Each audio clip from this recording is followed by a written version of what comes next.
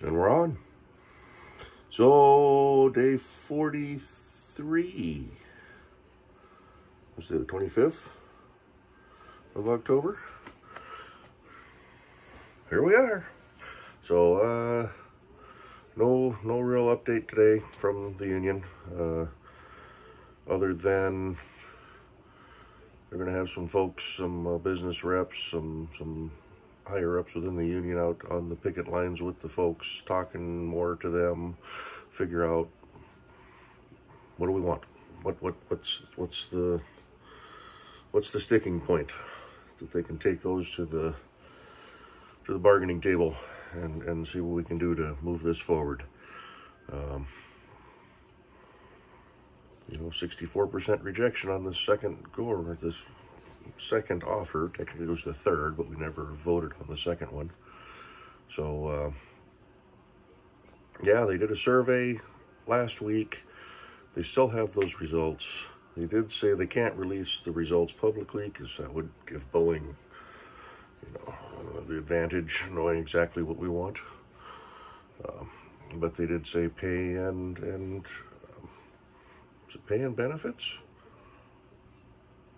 which would be retirement, are the two priorities.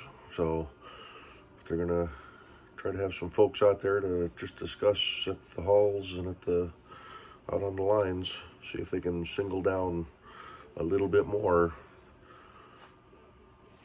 to focus on for the negotiations. I did read yesterday that after the vote was announced, the union did send some dates off to the company. Hey, these are when we're ready to start negotiating again. Let us know what works for you. Haven't heard anything back. So yesterday's update, I mentioned this a little bit in yesterday's video out on the picket line, that because there's been some unhappy folks, not thrilled with the way the vote went. I mean, some people are upset that they think more people should have voted for the rejection. I don't see the mentality of that, but there's some attacks going on online through the social media. So I guess there's been a couple of physical altercations in the last, well, as of yesterday, within the last day or so. So I don't know. Emotions are running high and people are getting a little upset, and I look at it, there was speculation when the company put out the second offer that they were trying to bypass the negotiating process and maybe drive a wedge between certain members and the union. And then you look at this where we've got folks that are now, I don't know, what's the word I'm looking for, physically and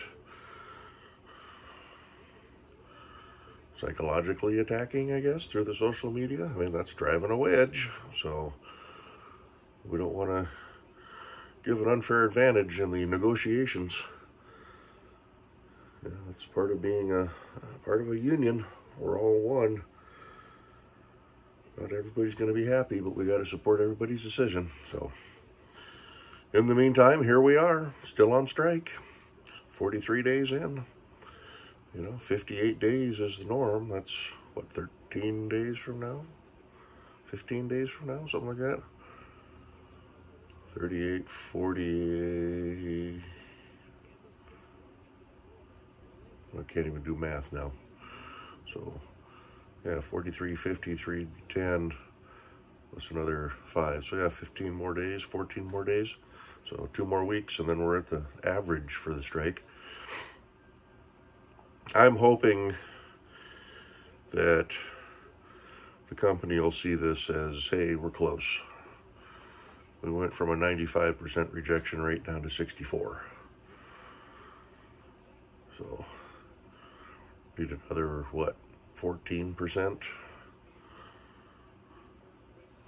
So sweeten that deal a little bit more, and hopefully cooler heads prevail. I'm not really looking forward to going back to work for the fact that I know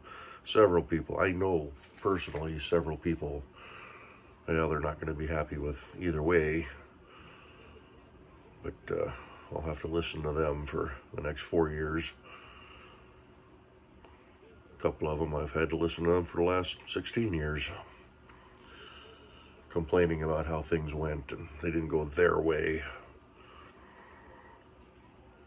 But yeah, it's never going to make everybody happy, and if you're that unhappy, go find something else. So, but no, last night went well. Wasn't too cold. Had a good bed of coals going in that burn barrel towards the end, so it was putting off some good heat. I wore my thermals out there. They were okay. Beginning of the night, my legs were just cold. It was like it was sucking all the heat out. But by the end of the night, I was feeling pretty warm. So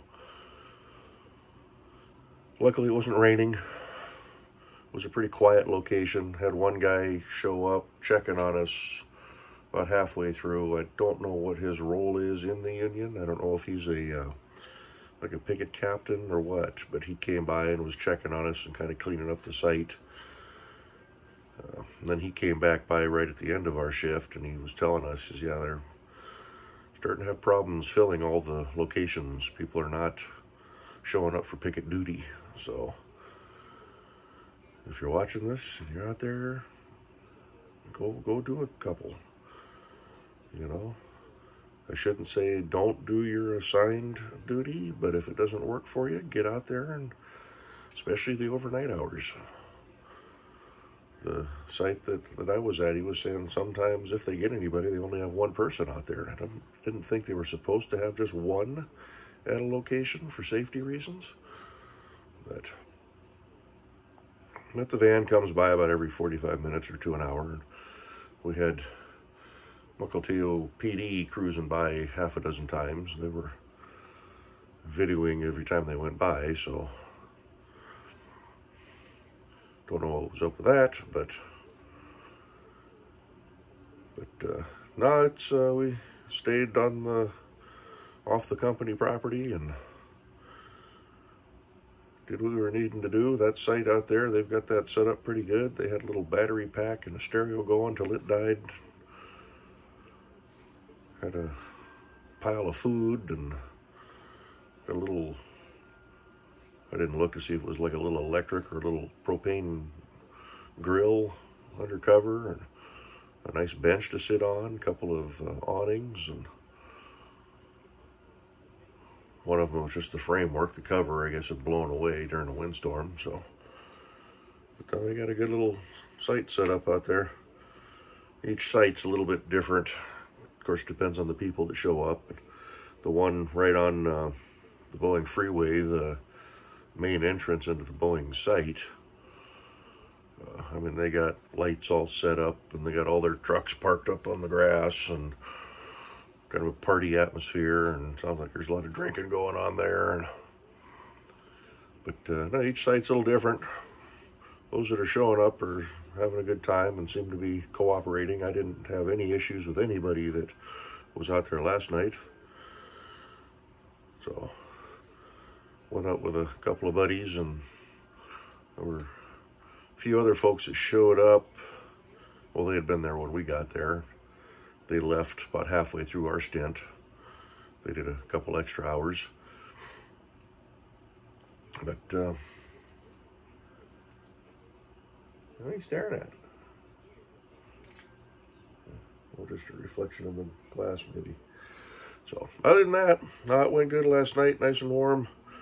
Got you a video from the front lines. I was trying to figure out how to upload it. I was recording the first one through YouTube, but it kept doing it as a short. It wouldn't do it as a regular video. And then, I guess I could have, when I finished my recording, I posted, I came home and uploaded that, but I didn't try doing that through YouTube, just uploading it directly, but oh well. Yeah, that's about it. Friday, another Friday done. Had another $250 put on my debit card, so I was still sitting on all that for when the time comes. My sander showed up today, so I can do a little bit of work on those trim boards.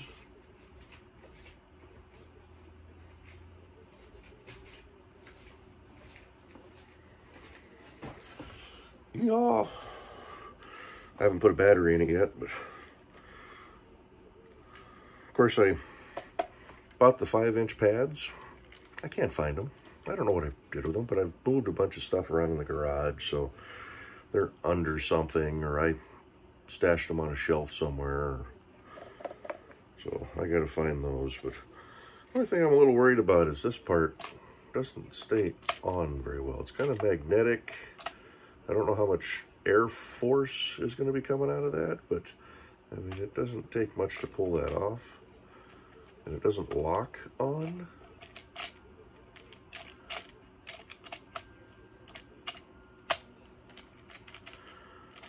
So I don't see anything in the instructions. It's just kind of little spring-loaded balls that catch on a little groove here that lock it in. So I don't see any twist to lock type function. So maybe it's just the kind of the residual air going through, but oh well, kind of one of the reasons why I bought this model, because it had a little dust bag on it. And it's variable speed. So throw a battery in it, give it a whirl, see what happens. Other than that, yeah, it's been just a quiet day. Got home last night, threw some mac and cheese on the stove just to have something hot to eat, quick, late night type stuff. Went in the back bedroom to say hello to Miss Cuda, and she had peed on the bed again. It's like, damn it. So strip the bedding off, throw it in the wash, let that do its thing. Of course, I went through one wash sack. I threw the mattress pad and the sheet in the wash together, which may have been a little bit much, but when I opened it up, you could still smell the cat pee after it had done its cycle, so I had to wash it a second time. The whole time I'm sitting here waiting because I'd like to go to bed. But it was after 4 a.m. when I finally crashed, because I didn't make it home till we were out there for a little bit extra, chatting with the new folks that showed up, and it was a little bit of a drive to get out there. So yeah, it was 1:30 by the time I made it home.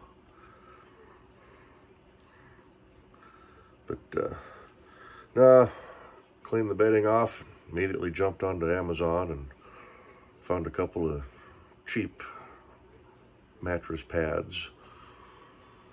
I'm glad I bought the 4-pack of the pee pads, because she had also messed on those while I was gone. So threw those in separately. Still got those 2 drying there. Grabbed the 2 others when I made the bed finally. But ordered up 2 new mattress pads. Those showed up. I did an overnight or next day. So, because I've got extra sheets. So now if this happens again, I don't have to wait for the laundry to be done. I can just swap them, throw everything in the wash, and finish it up the next day. But I don't know if she was just upset that I left, or if she's just having that many problems. She hasn't done it yet today. I've been keeping an eye on her. But I'm going to have to get the carrier out when I go back to work and keep her locked up during the day, unfortunately. Thinking about maybe, depending on when we get back, how much money I got left. See if I can get I've got a small dog carrier. I can put the 2 cats in there and they both have enough room to lay down. Might try to go see if I can find a little bit bigger one so I can put a bowl of water and a bowl of food in there. And then the pee pads. So also ordered another 2-pack of pee pads just to have on hand, so just in case. Because she did want to sit on, when I had the bedroom, when the bed was all torn apart, I closed the bedroom door. She couldn't get in there to go lay down, so she wanted to sit on my chair in the back. So when I went to bed, that's where she wanted to stay for a bit, so I threw a pad on that just in case. But yeah, the joys of older pets. Get back to work, get her into the vet, see how bad it is. Anywho, I'm gonna go see if I can find the sanding pads, and we get a storm blowing in tonight. It's gonna be wet for the next week. I think Tuesday might be a dry day. Yeah, see, I just rubbed my thumb up against it and it come loose. So hopefully that stays on there. See if I can put the DeWalt name, and it doesn't lock it in. So we'll see. But anyway, enough rambling. We'll see y'all in the next video. More to come. I'm sure it's going to be a few days before they're back to the bargaining table, probably next week sometime. Although they've surprised me in the past where they meet on a Friday and we have an offer, you know, Saturday or Sunday. So I don't know if the, what's her name, the Secretary of Labor or whoever it is going to be back out and involved. We'll see. So, what are you doing? You're just not chasing her tail, but running around in circles. Got one cat that keeps messing in her bed, and I got another one going crazy. So, old cats. Alrighty, 16 minutes. This makes up for the short video yesterday. We'll see y'all later. Oh, brought the tree in. Hey, it's a citrus tree. Got cold enough. Maybe I'll put it out for the next week or so after tonight, but it may just be in for the winter. So, alrighty, talk to you later. Bye-bye.